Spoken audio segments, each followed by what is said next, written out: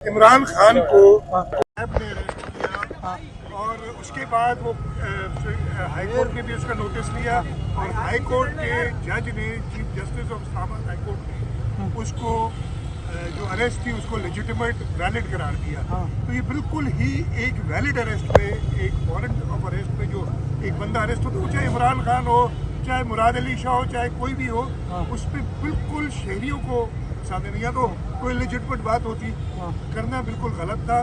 कल इन लोगों ने जो किया है इस शहर के साथ, पूरे पाकिस्तान में के लिए, खासतौर पर शहर में कराची की बता रहा हूँ, मैं रात को इधर से गुजरा था, मैंने देखा पीपल्स बस सर्विस की लाल बस पूरी जली हुई थी।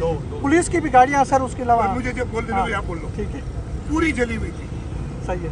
2 बाउजर्स वाटर बोर्ड के, ये क्या मतलब, ये आपके पैसों से ये चीज़ें खरीदी गई हैं, मेरे अपने पैसे नहीं। मैं जो टैक्स देता हूँ, आप जो टैक्स देते हैं, उनसे ये चीज़ें खरीदी गई थी। ये क्या तरीक़ाकार है उन्होंने किया।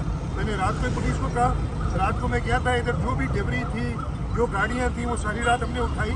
सुबह मैंने 7:30-8 के दरमियान दोबारा शहर पैसे पे किया था, देखा। और मैं आवाज़ देता हूँ हमारी बेस मैनेजमेंट बोर्ड वालों को, commissioner Karachi, deputy commissioner east, ये सारे थे। पुलिस हमारी सारी रात रोडों पे खड़ी रही है और अभी हमने कहा डिप्लॉय करो। मैंने फिर सुना है कि किसी ने कहा 2 बजे हड़ताल करेंगे। मेरे भाई बाहर निकलो, आओ रोड पे हड़ताल करो, लोगों के साथ आओ तो पता चले। छुप के ये बातें जो कर रहे हैं वो लोगों को गुमराह कर रहे हैं। मैं आपके तवज्जुह से इस शहर के, इस सूबे के लोगों को कहता हूँ, देखिए कानून को अपना रास्ता लेने दें। आप अपने बच्चों को भी समझाएं अगर कोई निकल रहे हैं कि ये इनके बहकावे में ना है।